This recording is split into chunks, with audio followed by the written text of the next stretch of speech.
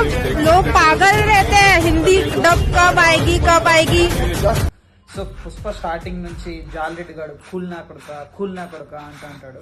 So Bihar, UP ఇంకా other parts of north ఇండియాలో వాళ్ళందరూ డైలీ లేబర్స్గా ఉంటారు చాలా వరకు ఆల్మోస్ట్. సో ఈ పుష్పగాడు డైలీ లేబర్గా ఉండి వాళ్ళు కనెక్ట్ అయి ఉండొచ్చు అండ్ పుష్పగాడి సక్సెస్ వాళ్ళు కూడా పర్సనల్ సక్సెస్గా ఫీల్ అయిపోయి కనెక్ట్ అయి ఉండొచ్చు నా ఒపీనియన్.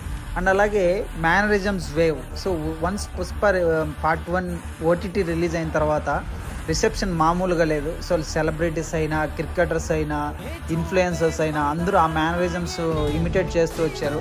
శ్రీవల్లి డ్యాన్స్ స్టెప్ అయినా, పుష్ప అంటే ఫ్లవర్ అనుకుంటూ ఫైర్ అనే డైలాగ్ అయినా, ఆ తర్వాత వచ్చి తగ్గేదేలే అనే ఒక మేనరిజం అయినా. సో ఓటీటీ తర్వాత సినిమా చాలా బూస్ట్ అయింది. ఇంకా థర్డ్ రీజన్ ఏంటంటే సాంగ్స్.